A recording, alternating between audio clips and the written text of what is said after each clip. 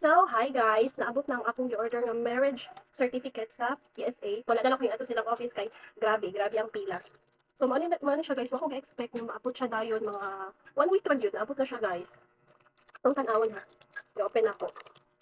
Medyo mahal lang ang bayad pag online guys. Mga kuan po siya, ang diferensya nila mga 200 pesos. Pero okay na siya guys, kaysa magpila ka dito, yapos kang inita, dugay pa kay mahuman, kaysa kadaghan sa tawo. Mas okay na gyud na laing mo ani. Ha?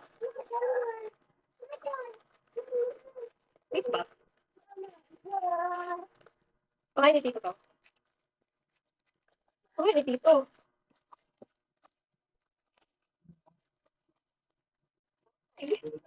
So, nakakuha agad ko guys, no, for how many years? How many years? 1 year. Butog sakto baka niya siya, no? Mga information. Actually, ang nabayadan is 365. Ug sa office ka matug yun, ikaw mismo, mag-walk-in dito, ang bayad ano is 155 ra, 155. So, there siya guys. Ano ba yun siya guys? Legit ra ba siya guys? So, ano to guys, kung gusto mo mag-order marriage contract, birth certificate, sinumar, death certificate sa PSA, pwede ra gyud online guys. Para di na mo mahasol. So, mao na to. Bye!